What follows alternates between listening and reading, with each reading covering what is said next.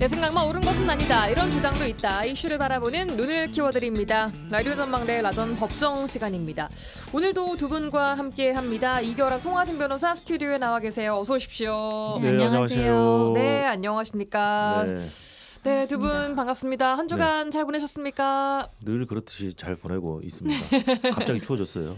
네. 그러니까요. 여수도 이 정도면 진짜 전국이 꽁꽁 얼어붙고 있는데. 네, 다른 지역에 사시는 분들은 어떻게 버티시는지. 그러게요. 두 분은 뭐 추위 예. 많이 안 타세요? 그러니까 여수 살면서 춥다고 하면 안 될 것 같은데 실제로 춥습니다. 근데 추위 정말 많이 타는 편이기도 하고 네. 전에 공부할 때는 서울 살았었는데 네. 어떻게 서울에서 살아남았었는지 그런 생각도 들고 그렇습니다. 옛날 서울보다 지금 더 추운 것 같은데 예, 오늘 그렇다고 막 하더라고요. 날씨 막 영하 네.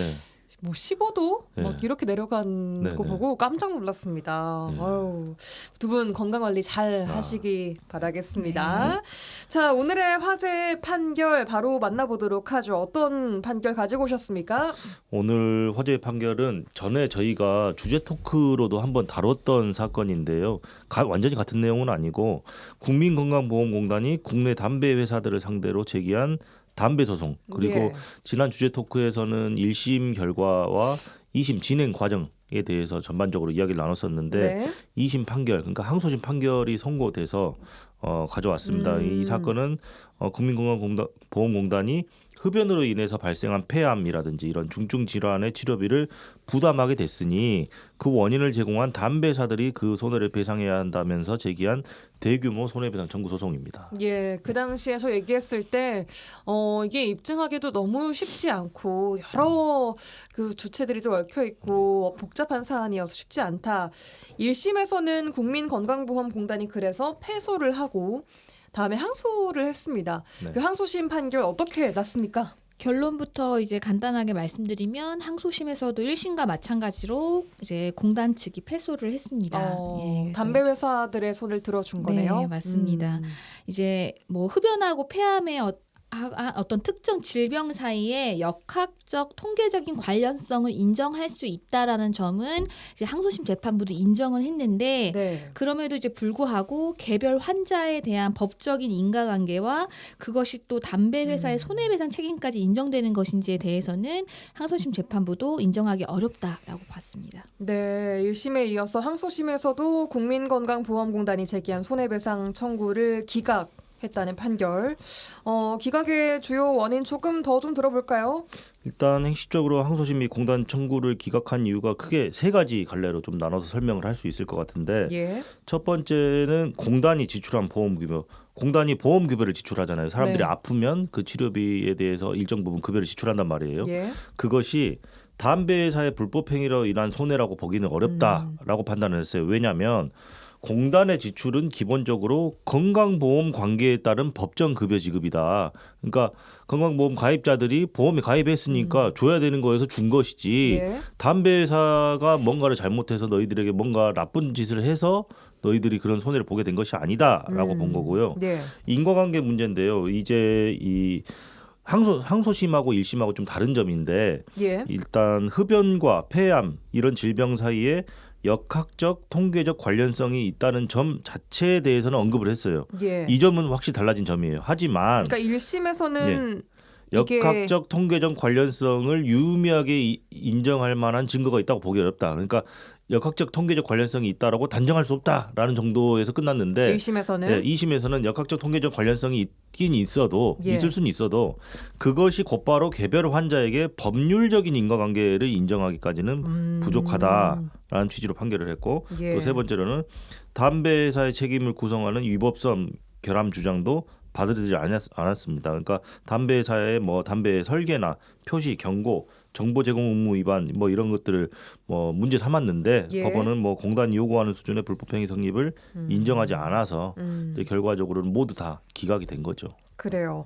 그럼 방금 말씀하신 1심과 좀 달라진 부분이라고 하면 역학적 통계적 관계가 있을 수 있다라는 그 부분 네. 정도로 그렇습니다. 보면 될까요? 네. 알겠습니다. 이 흡연과 폐암 등의 발생 사이에 역학적인 상관관계가 인정된다는 판단 그렇게가 이게 좀 1심하고 달라지게 나왔으면 결과도 좀 달라졌을 법도 한데. 뭐 이제 간단하게 정리를 하자면은 그런 어떤 상관관계랑 법적으로 인정되는 인과관계는 다르다라는 것을 이제 지적한 건데요. 이제 계속 말한 것처럼 항소심 재판부에서는 어떤 그런 역학적 통계적 관련성 자체는 인정을 했지만 예. 손해의 배상 책임을 인정을 하려면 예. 개별 환자가 그 질병, 그 이제 개별 환자에게 발생한 질병이 흡연 때문이라고 볼 수 있을 정도로 법적인 인과관계까지 입증이 되어야 된다. 예. 왜냐하면 개인별로 유전이라든지 뭐 환경적인 요인이라든지 생활 습관 등 어떤 다른 요인이 많을 수 있기 때문에 단순히 흡연만, 그러니까 단순히는 아니고 흡연 때문에 그 질병이 발생했다고 바로 그 인과관계를 인정하기에는 어렵다라고 본 거죠. 그러니까 그 어떤 질병이나 의학적인 측면에서 역학적 통계적 관점과 네. 법률상 법적인 건좀 인과관계는 다르다. 다르다라는 거예요. 그러니까 흡연하고 폐암 이런 중증 질환 사이에 인과관계가 있을 수는 있어요. 역학적인 관계가 있을 수는 있어. 하지만 예. 그러니까 폐암이라는 것은 폐암이나 다른 중증 질환은 흡연이 아닌 다른 어떤 생활 습관이나 식습관이나 뭐 유전적인 요인, 어떤 다른 요인들에 의해서도 발생할 수 있는 거기 때문에 흡연 때문에 발생했다라고 단정할 수는 없지 않느냐. 그렇다라면 법률적인 인과관계를 인정하기에는 무리가 있다. 이렇게 본 것이죠. 그러니까 말이 좀 어려울 수는 있는데 근데 뭐 좀 그렇게 이해를 됐습니다. 하셔야겠어요. 예, 예. 이제 의학적인 것과 또 법적으로 뭔가 책임을 지는 정도까지의 네네. 그 별개다라고 본 거죠. 인과관계는 별개다라고 네. 본 거죠. 알겠습니다. 자, 그렇다면 항소심에서 건강보험공단도 이제 항소심을 준비하면서 방어 논리를 좀 이렇게 본인들의 주장을 막 이렇게 더 강화를 했을 텐데 그 주장 또한 그에 따른 담배 회사의 방어 논리 이것도 정리를 한번 다시 해주실까요? 일단 공단 측에서는 흡연이 폐암 등 이런 어떤 중증 질환의 주요한 원인이고 그로 인해서 공단 이제 막대한 치료비를 공단이 대신 부담했기 때문에 그 손해를 이제 담배회사가 부담해야 된다라는 거고 이 흡연과 질병 사이의 인과관계도 이제 항소심 재판을 인정하지 않았지만 충분히 입증돼 왔다라는 주장을 계속한 거고요. 예. 담배회사 측에서는 흡연은 개인의 선택이고 질병이 발생하는 거에는 유전, 환경 등 다양한 요인이 작용하기 때문에 이 개별 환자들에 대한 법적 인과관계 인정할 수 없고 예. 그리고 담배 회사들은 경고, 표시 같은 이런 법령상의 의무도 충실히 이행했기 때문에 불법행위 책임이 성립하지 않는다라고 봤었습니다. 네. 알겠습니다. 자, 어쨌든 1심과 결과는 같지만 달라진 부분이 아까 말씀하신 의학적인 상관관계 조금 있는 만큼 일부 항소심에서 좀 인정이 됐단 말이죠. 그래서 앞으로 이걸 추가적인 소송을 풀어나가는데 이게 뭔가 키가 될 수 있다고 보십니까? 어떻게 볼 수 있을까요? 제 생각에는 일정 부분 뭐 의미가 있을 수는 있지만 네. 이 결정적인 키가 될 수는 키가 될 수 있다고 보기는 좀 어려울 것 같아요. 왜냐하면 항소심이 흡연과 질병 사이의 역학적 관련성 그 자체에 대해서는 인정을 했고 그 부분은 분명히 1심하고 달라진 부분이에요. 하지만 그래서 공단 측 논리를 전개하는 출발점 자체는 될 수는 있어요. 하지만 개별 환자에 대한 법적 인과관계와 담배 회사의 손해배상 책임은 끝끝내 인정을 안 했거든요. 그러면 결국에는 이런 같은 구조의 소송을 이어나가더라도 결과를 뒤집기는 쉽지가 않아 보이고 그래서 항소심 판단은 이제 평가를 하자면 그 가능성 자체를 완전히 닫아버린 건 아니지만 네. 여전히 높은 벽을 남긴 그런 판결이다라는 정도로 평가를 하는 게 맞을 것 같아요. 이거 대법원에 다시 상고를 할 거라고 보십니까? 공단 측이? 공단 측에서는 벌써부터 상고 이유서도 준비 중이라는 말이 나올 정도로 상고 당연히 할 것으로 보여요. 그래서 이게 사실 개별 환자가 그 질병이 발생하는데 다양한 요인이 당연히 있겠죠. 무조건 흡연 때문에만 딱 그 질병이 생기는 건 아닌데, 근데 그런 식으로 가게 되면 어떠한 책임도 사실은 인정하기 힘들잖아요. 그래서 아마 예. 공단은 이거를 대법원 판단까지 당연히 받을 것으로 보입니다. 혹시 다른 나라에서 그 담배 회사 측이 비슷한 소송에서 좀 패소한 그런 소송이 있습니까? 네, 그렇죠. 특히 북미 쪽에 많이 있어요. 캐나다 같은 경우에도 그 주 정부들이 흡연 관련 의료비를 담배 회사에 청구를 했는데 예. 대규모 배상 합의를 승인한 사례가 있습니다. 그 규모가 2조 7천억 원대 규모의 합의를 최종 승인한 사례도 있었고 예. 미국에서도 이런 법적 어떤 소송을 해서 상당한 금액을 공공 목적으로 지급하도록 한 사례도 있습니다. 그래요. 근데 이제 이런 국가들과 우리나라는 사실은 우리나라는 그 대륙법 체계고 이 미국이나 캐나다 이런 데는 영미법 체계이기 때문에 법률적인 어떤 기반이라든지 소송 구조 이런 것들이 너무나 달라서 한국의 단순히 어떤 비교 대조를 하기에는 좀 어려운 측면이 있죠. 그럼에도 이런 결과가 있다라는 것은 공단 측에는 그나마 남아있는 좀 희망 같은 네. 것이 아닐까 싶기도 그렇죠. 합니다. 그래서 법리적인 판단, 어떤 그 의학적, 역학적 인과관계, 뭐 상관성이 인정됐는데 그것까지는 좋은 거잖아요. 근데 법률적인 인과관계 판단을 너무나도 까다롭게 하는 거 아니냐라는 그 주장을 제기할 수 있고 대법원에서 이걸 법률적으로 다시 판단해달라 이렇게 주장할 수 있는 것이죠. 예, 일단 상고의 의사를 밝혔기 때문에 대법 판단까지 좀 기다려봐야 될 것 같고 일단 오늘은 항소심 판결 또한 국민건강보험공단이 패소했다는 소식 좀 전해봤습니다. 광고 듣고 와서 주제 토크로 넘어가 보도록 하죠.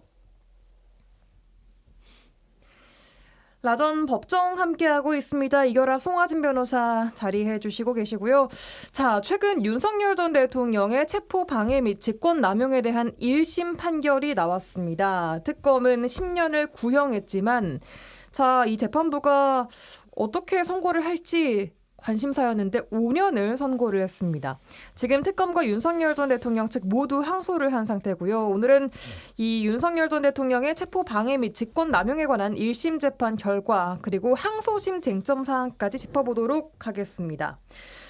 일단 이번 재판 결과가 나왔는데 어떤 내용에 대해서 열린 재판인지 다시 한번 좀 짚어주시죠.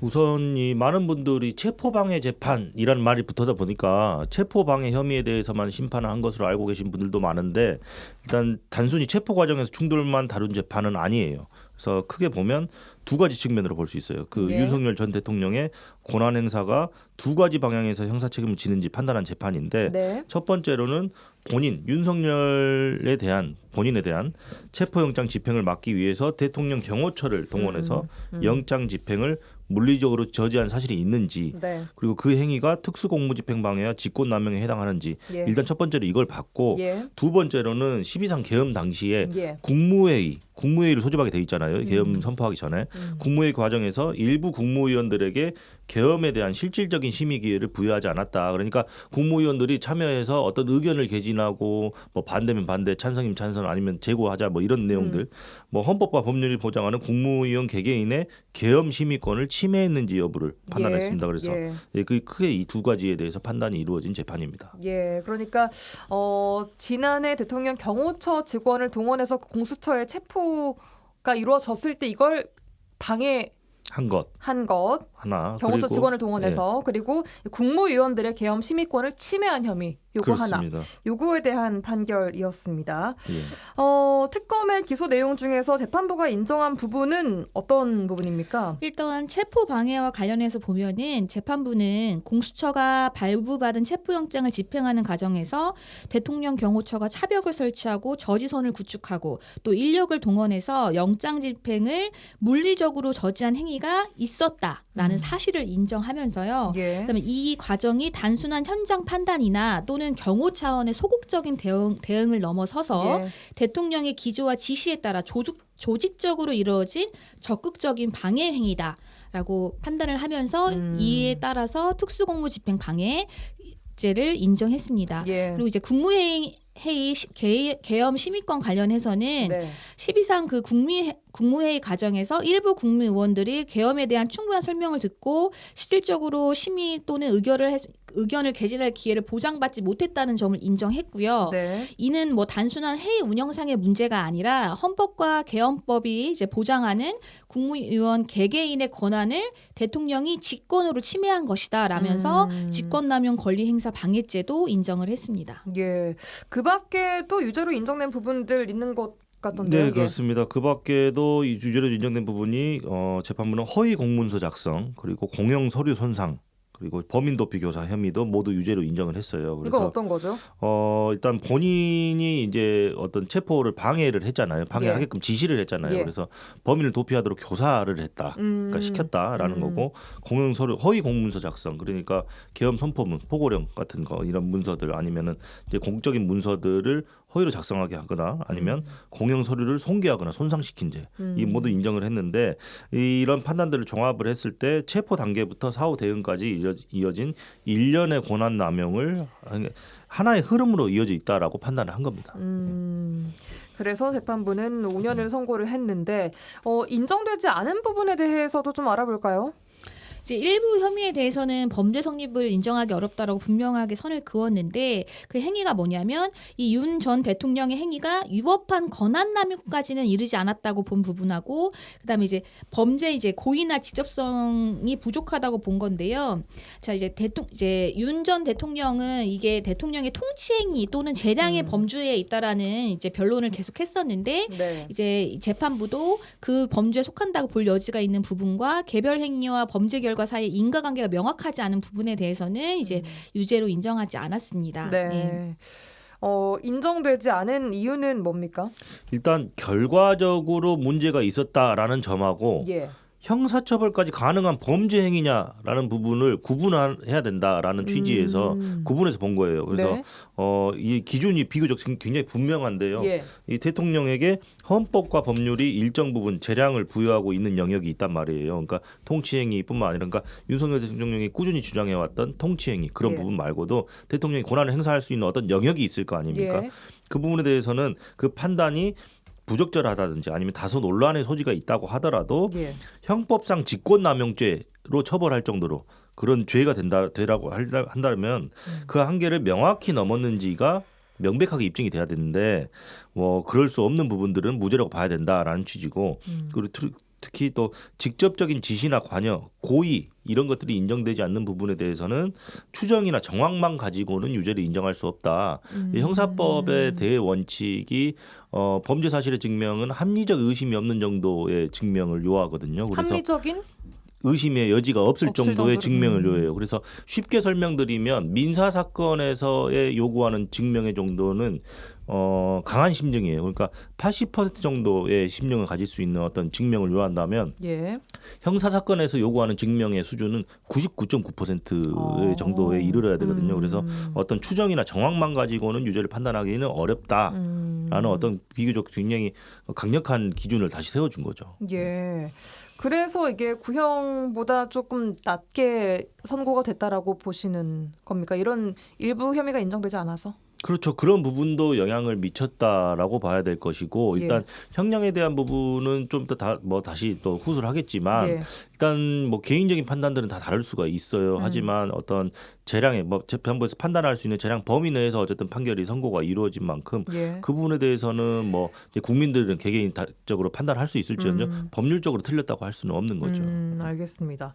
아까 그 통치행위 뭐 이런 말씀 주셨는데 앞으로의 재판에서도 쟁점으로 남아있는 부분이 대통령의 통치행위 또 경호권이 어디까지이냐 이런 부분 아니겠습니까? 네, 맞습니다. 뭐 이번 사건의 가장 중요한 법리적인 쟁점이 바로 대통령의 통치 행위와 그 경호권을 어디까지 허용할 수 있는가라는 점인데요. 예.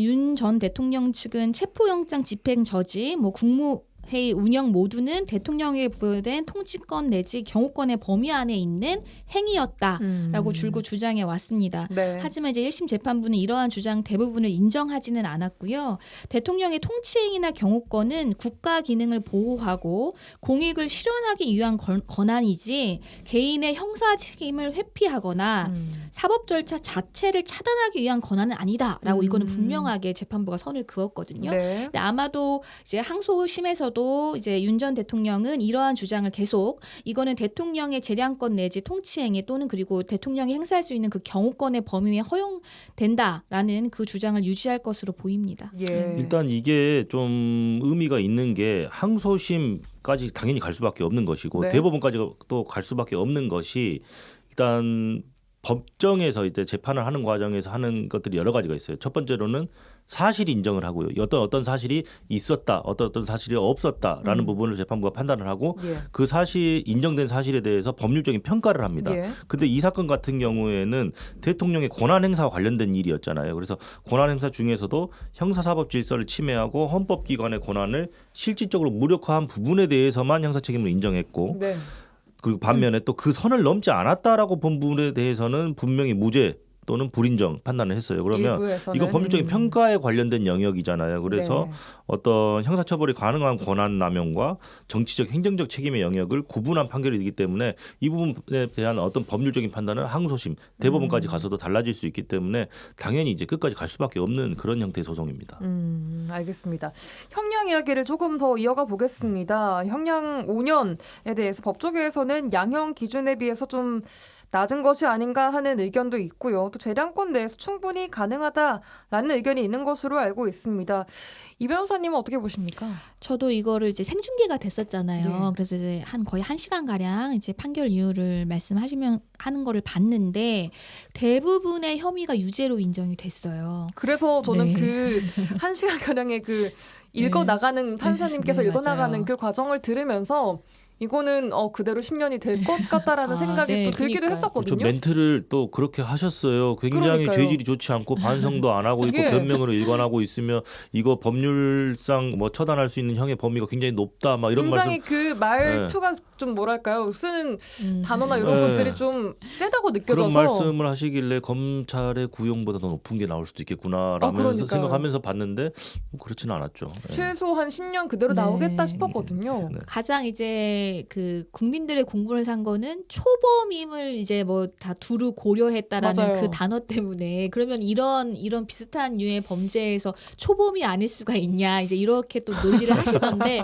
사실은 근데 그런 거는 기본적으로 들어가는 양형 요소예요. 그러니까 해당 피고인이 뭐 범죄 사실을 부인하고 반성하지 않다고 하더라도 뭐 동종 범죄 또는 뭐 형사처벌 전력이 있는지는 반드시 따지게 되어 있기 때문에 뭐 초범임을 고려해서 5년으로 깎아줬다 이렇게 생각하지는 않고요. 네. 이제 그래도 이제 구형량보다 더 높게 나올 거라고 생각은 안 했지만 저는 네. 개인적으로 그래도 한 이제 5년 이상 정도는 예상을 했는데 5에서 10년 사이 정도? 네, 그 정도 음. 예상을 했는데 이제 그렇게 나오지는 않아서 이 부분에 대해서도 이제 검찰 측에서도 항소를 했기 때문에 예. 이 또 양형에 대해서 이제 또 얘기가 많이 나올 것 같습니다. 예, 근데 이게 아까 5년에서 10년 사이 이런 게 저는 잘 몰라서 혹시 판결을 하실 때 형량을 네. 이게 뭐 5년, 6년, 7년, 8년 이렇게 다 그러니까 딱 떨어지는 무슨 연수 같은 게 있습니까? 당연하죠. 그래서 그것을 굉장히 많이 질문들을 해주시고 오해를 많이 하시는데 판사가 그냥 딱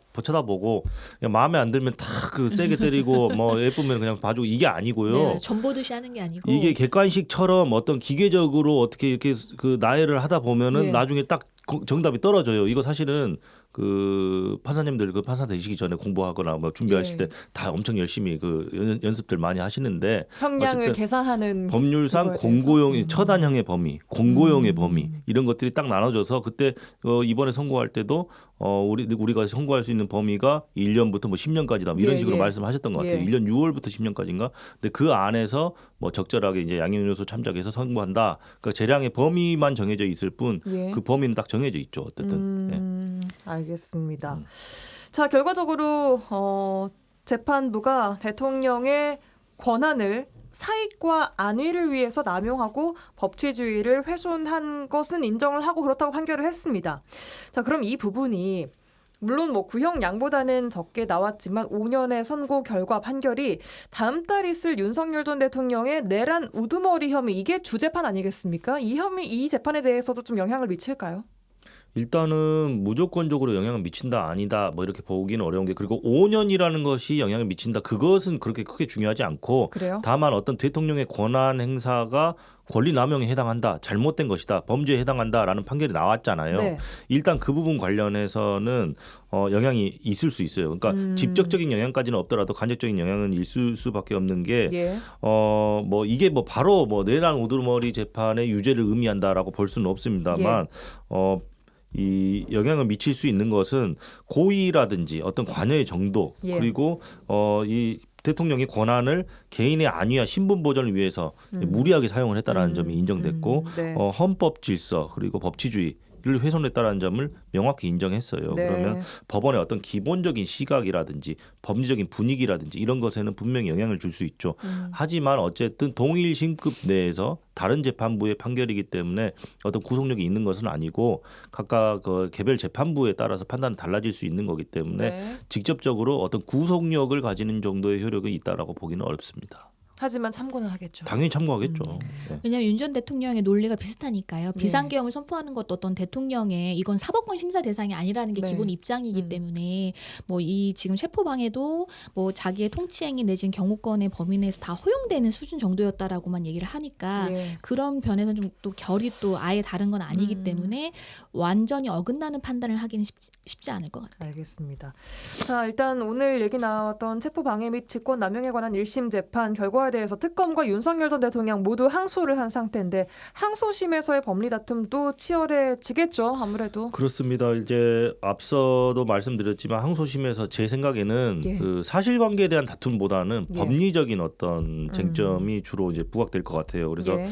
첫 번째로는 대통령의 경호권의 범위, 개인의 형사사법 절차를 막는 단계까지 경호권이 확장될 수 있는 것인가, 어떻게 평가를 할지, 그리고 두 번째 직권남용의 성립 요건, 특히 의무 없는 일을 하게 했는지 여부입니다. 그래서 직권남용죄가 성립되려면 의무 없는 일을 하게 해야 되거든요. 그래서 예.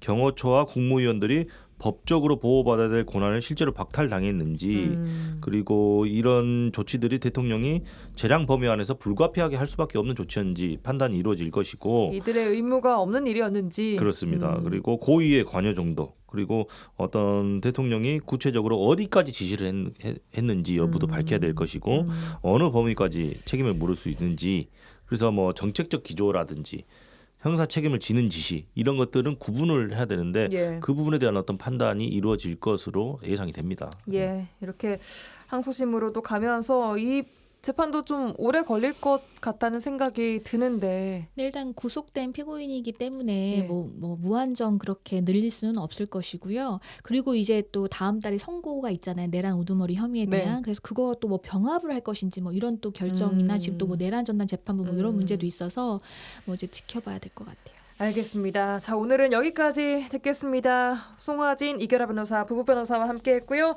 아전 법정 마무리하겠습니다. 오늘도 고맙습니다. 네, 감사합니다. 감사합니다.